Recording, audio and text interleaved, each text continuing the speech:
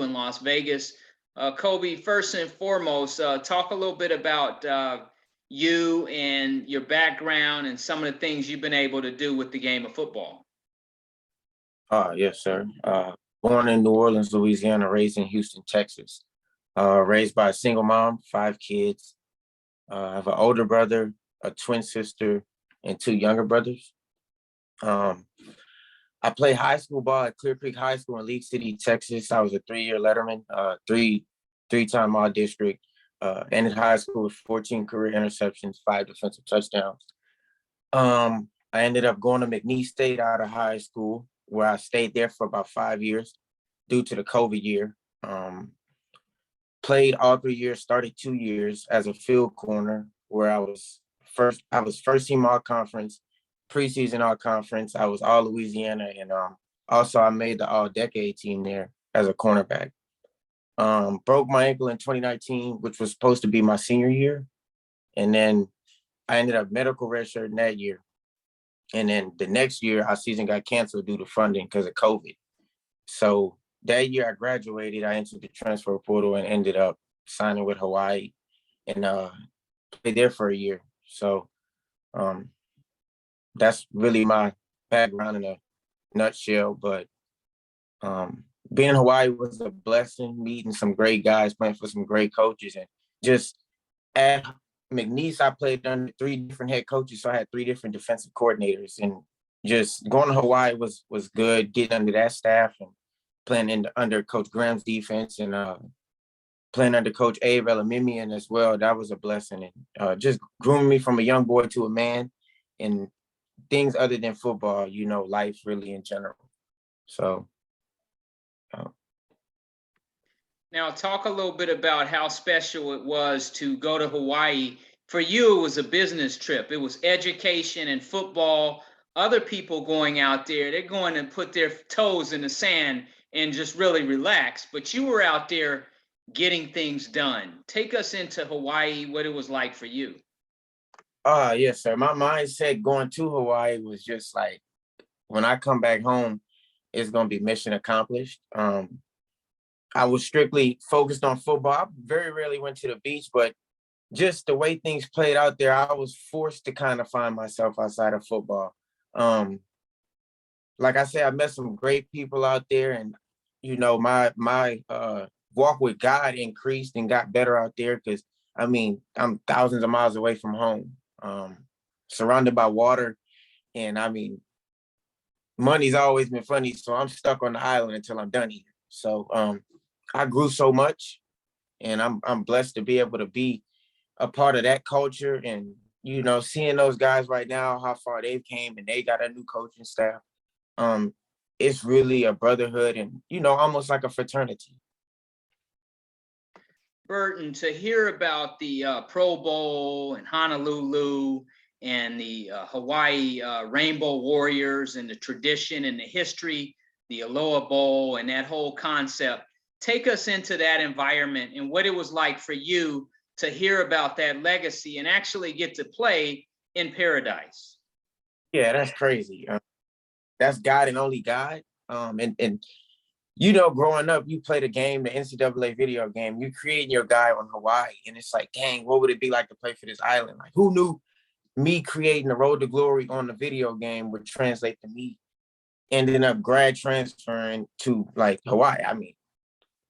And hearing about what happened in the past, playing for coaches who have dominated at Hawaii, it's an honor. And like I said, that's a blessing. And it still don't feel like it happened. It's almost surreal still. Like that's something that's gonna stick with me forever though. Now, playing in the secondary as a DB and a free safety, when guys get through, if they're lucky enough to get through, you're there to put a hat on somebody or to knock them down so they don't score. Can you talk about your perspective of the game and what it's like for you personally? Yeah, definitely. As a defense, like mentality wise, is get to the ball, effort, and just dominate your opponent. That's my mindset every time I step on the field. I'm confident in my preparation, my film study, and I'm an instinctful football player. So my mindset pre-snap is get the ball. Wherever the ball is, go and get the ball. Strip the ball, pick the ball, swat the ball, send me on a blitz, sack the quarterback. That's my mindset is get the ball. And that's been developed through playing for a defensive coordinator at Mcneese State named Lance Guidry, who is now the DC at Marshall. Just being statistically ranked first in a conference every year and nationally top 10 in every category 2 years in a row defensively under him. Our mindset was defense with attitude, DWA, and that's just something that stuck with me through my time at Mcneese, and that's just something I brought to Hawaii as well. It's not defense. It's your preparation has to be solid, and come game time, you got to let the dog off the leash, and you got to hunt. Mcneese State University and the Hawaii Rainbow Warriors. What's it like to be part of those families and to know that your legacy lives on with both of those traditions? Right. That feels good. And it's crazy because I was just on Instagram. Like I said, I was seeing some of the stuff going on at Hawaii. And it feels good to be able to reach out to guys who are having success right now in Hawaii. And I'm also able to look at Mcneese and see guys that were coming up while I was there having success as well and being able to reach out to them. I mean, every team I played for, just that genuine relationship in the locker room, that's always been a factor. And I mean, every team I played for, I'm able to call people. And I've definitely created lifelong friends at both universities. I think some of the coaches I played for at both of those universities, I could possibly end up coaching for some of those coaches. So it's helped me more than just football. It's more of like that person to person outside of football relationships. And the locker rooms have always been solid. Colby, take us back to the island, the first time you got off the airplane and you stepped a toe in paradise. Did they put a lei on your neck? What was that process like? Take us back to the island when you first got there. Right. So going to Hawaii, COVID was big in Hawaii the whole time I was there. So COVID was tight in Hawaii. So I got my COVID test somewhere in Texas. It wasn't partnered with the state of Hawaii. So my first time getting off the plane in Hawaii, Coach Abe Elamimian was picking me up to bring me to a hotel to quarantine for 10 days. So it was kind of a quick exchange. Coach Abe is who recruited me to Hawaii, and he got me Panda Express that night, and that's really it. I was staying at the Waikiki Monarch Hotel. And I remember that like yesterday. Coach Abe brought me toothbrush, toothpaste. I mean, that was a great experience having him, who he just recruited me, and I just got to the university. He's already treated me like a younger brother, like real genuine love. That's what I felt as soon as I got there. But the way it's hyped up to be, Honolulu, like all this, I didn't get that experience. So, one day I'll go back to visit and get that full experience because COVID, won't be as hot as it was, then. But, one day that experience will come probably on a vacation. Like you said, it was a business trip. Now the business continues, the journey continues. The National Football League is selecting players next week.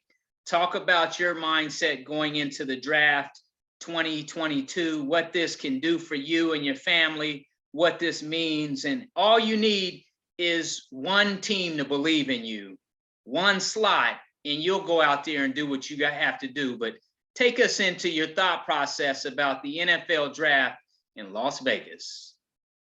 Oh yeah, definitely. Me knowing I'm the underdog. That's the situation I'm in. I'm an underdog. So really, my mindset going into this week, or the week of the draft, is just a mini camp invite, undrafted free agent deal. I don't care how it happens. Like you said, it takes one team, one scout, one coach, one connection, one relationship to make it happen, and the rest is on me. So I'm just looking for a foot in. And anywhere I can get in and prove myself and show my worth and my talents and just compete with the guys that are also trying to do the same thing I'm doing. But most of all, I'm gonna definitely be happy for all the other guys getting drafted and getting phone calls, and because that's what it's about, seeing other people succeed and being happy for them. And it's a couple of guys I played with on both teams that are Mcneese and Hawaii that are in this draft as well. I'm praying for them and their situations and hoping it works out. So that's just my mindset going into the draft. Is like I say, I'm a man of faith and I know God has a plan and he has his way of working things out. Sometimes it's not how we want it to go, but my job is to submit and play my role on earth. Lady Liberty, can you talk about Lady Lib and how special she is as a pioneer, a person that believes in you, and a person that's a trailblazer in the field she's in? Right. Yeah. She's as real as they come. Weird story. I signed to a different agent beforehand, and I had reached out to Lady Lib, but the way my stuff had went at Hawaii, it wasn't like I wasn't there yet. I went to the Tropical Bowl and made noise at the Tropical Bowl. That played out well. I ended up going in a different direction with my other agent, and I reached back out to Lady Lib. I was roommates with one of her clients, a running back from UTEP, Q. And we were just chopping it up, and he was telling me about Lady Lib, and I'm like, man, I tried to reach out to Lady Lib, man, and he was just telling me, I'm like, man, like I'm low-key jealous. I said, I'm not even no jealous dude, I'm jealous though. And just a couple weeks later, man, I was like, man, I'm gonna go in a new direction with my agent, and ended up hitting up Q, and he reached out to Lady Lib, and then it connected instantly, and it was just like smooth from there. Like it was almost a timing thing because I saw her at the Tropical Bowl. And I was like, hey, how you doing? Because I knew who she was. I was like, man, I respect what you're doing. Like, I respect your journey. Like, I respect you as a person in your grind. And she's like, oh, okay, thank you, honey. She probably didn't know I was going to reach back out and end up being her client and signing with her, but God works in mysterious ways. And I really do feel like her and I connecting is a God thing. I'm blessed to have her as an agent. And she's a second mom. She's calling, checking up daily. Like it's bigger than just football with her.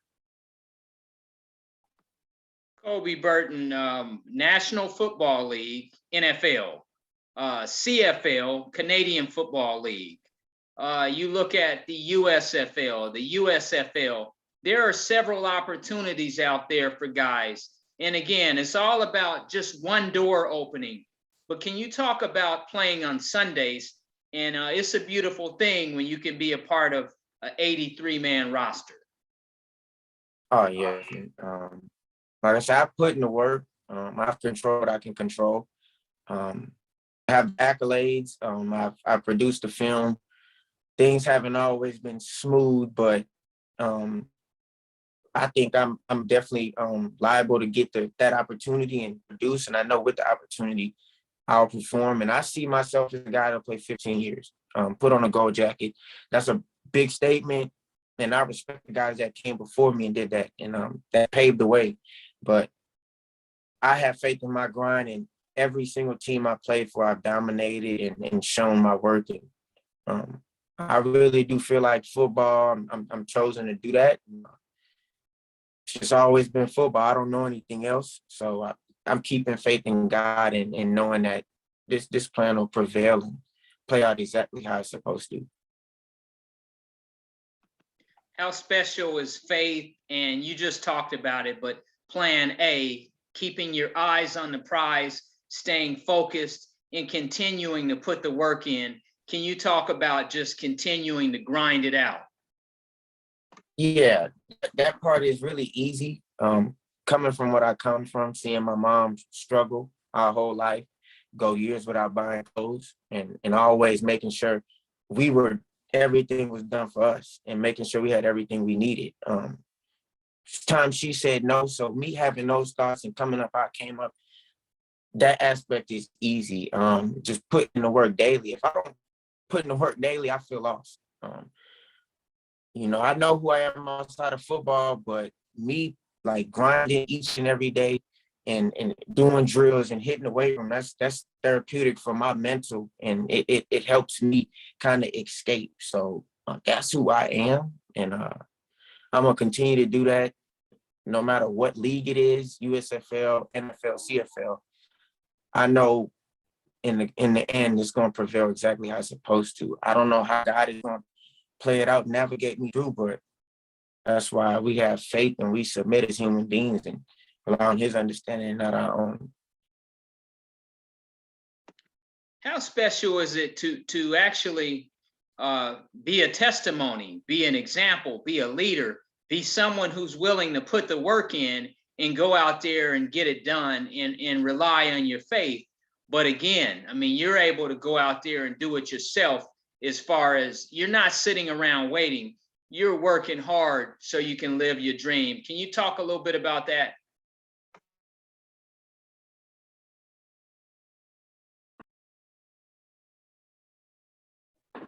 What you said?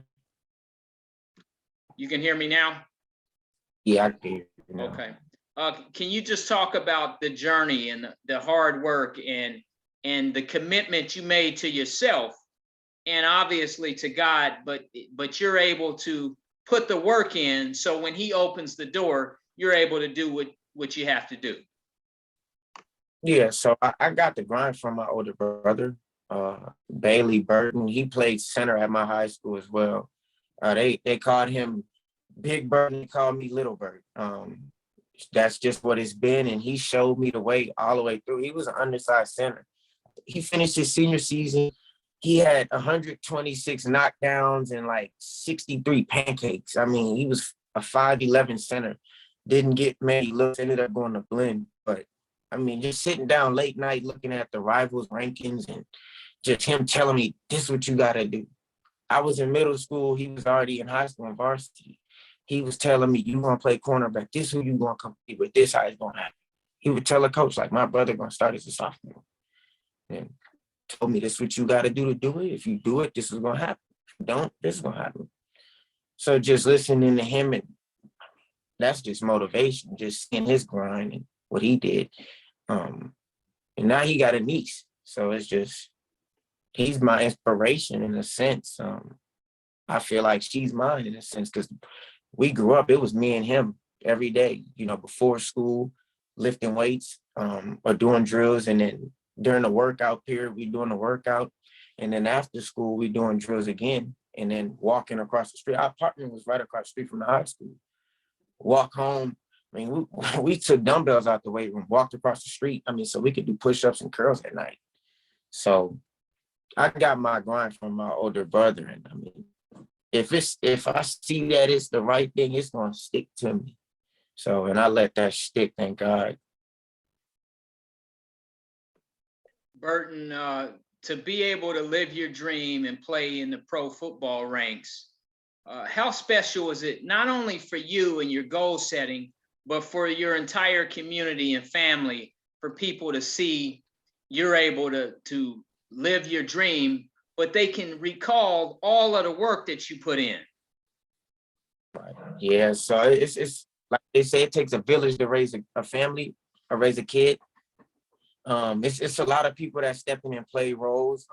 From my trainer in high school, Reggie Russ, to different coaches, Zach Bronson at Mcneese, to Abe at Hawaii. Like, everybody's, played a role. Lionel Washington trained me during my drills, this pro day segment. He played 15 years and coached 12 years as a cornerbacks coach in the NFL. He's calling me like, man, I want to see you do it. Like, I really want to see you win. You put the work in, I work with you every day.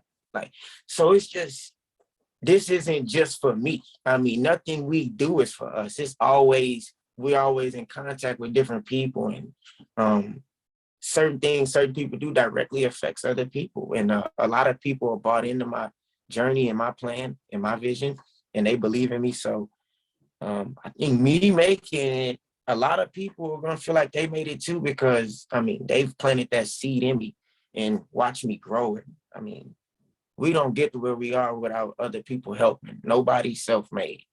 Everybody has somebody that played a role.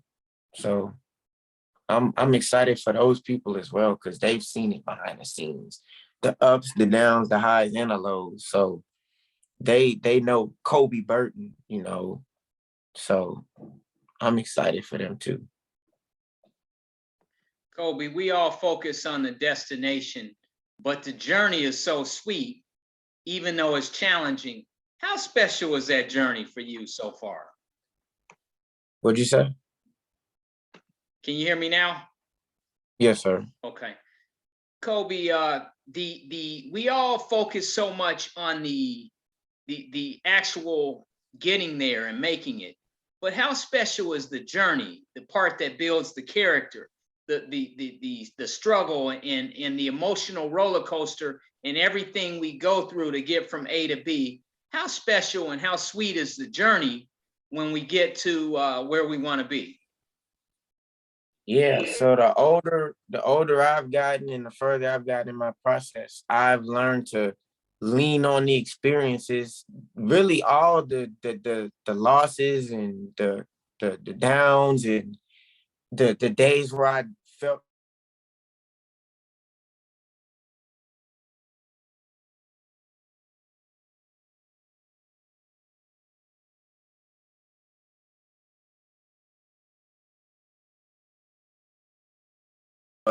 the process is definitely where you find yourself in life. And I mean, this football stuff has helped me tremendously because it's prepared me for life. I know I'm gonna be a great father and a husband also as well. So um this is what that's groomed me for, because they say how you do anything is how you do everything.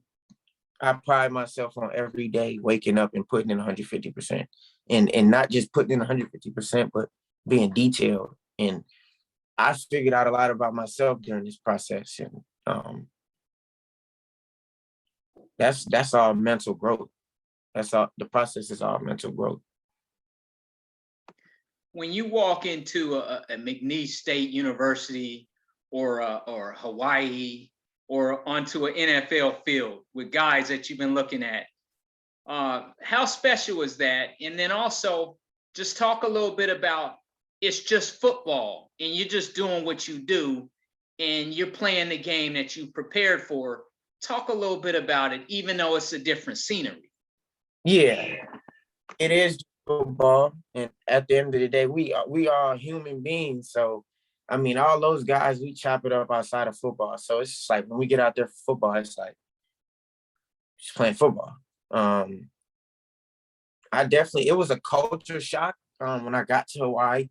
Like the way we did stuff at Mcneese was totally different than the way things were done in Hawaii. Um, but just finding a happy medium with everybody, and just learning and figuring out how different people from different sides of the map operate. It was a great thing. But at the end of the day, we all get on Instagram and Twitter and we all text and talk. I mean, we are just people outside of football. So, we know that. And yeah, that, I mean, football tell you a lot about somebody, but knowing somebody, like hitting the beach and chopping it up about, life, how did you grow up? Like, you got any siblings? That's more so, I think that's what football does for people. In closing, talk a little bit about you as a player and what you want people to know about yourself heading into this next week. This is a huge week. Right. 2 words: servant leader. And I'm a sacrifice, for those. I'm gonna put it on the line for my brother. I'm gonna put it on the line for the organization, week in, week out, in the off season, in the community. That's who I am as a person. I come from humble beginnings, so my whole goal is to just inspire those coming behind me and help those people in situations similar to me reach the destination a little bit easier than I had to. Like I said, I see myself as a guy that'll play 15 years, and and be a voice in an organization, and just at one point in time, I'll probably be grooming young men to grown men, and helping those guys coming behind me. Like somebody may pull me up with them. That's just how it goes. Everything comes full circle. But I definitely know I'm worthy and just excited to see things play out. Growing up, were there certain football teams that you watched in the league? And I know you enjoy all of the teams in the league, but were there any favorite teams and eras and different players that you looked at? Right, yeah. So my mom was raised in New Orleans, born and raised. That's where all my family lives. I was just born in New Orleans, but growing up, I was a Saints fan. I can remember the first time the Saints made it to the Super Bowl. We ran outside and were yelling in the neighborhood, and people were like, "Do we need to call the police? Like, is everything good?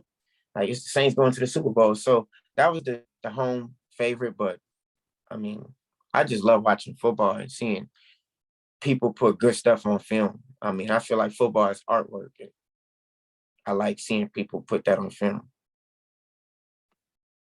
Colby Burton, is there anything else you want to share with people around America as they get an update and a report on your football career?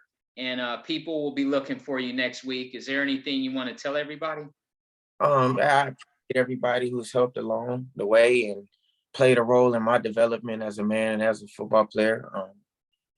Shout out to my mom, uh, Keisha Glapion, and just thank her for everything. That's really it. I'm grateful to be in the position I'm in, no matter how it plays out. But to the young ones, man, keep faith and never let nobody tell you what you can and can't do. And through the highs and the lows, focus on what you need to focus on and limit distractions and always grind, man. One thing you can control is your work and be detailed. That's it. Well, folks, there he is. He is Colby Burton. You can catch him on a football field. You've watched him play for the University of Hawaii. You've also enjoyed his football skills at Mcneese State University. I'm James Hill. You're watching James Hill Sports. We will be right back.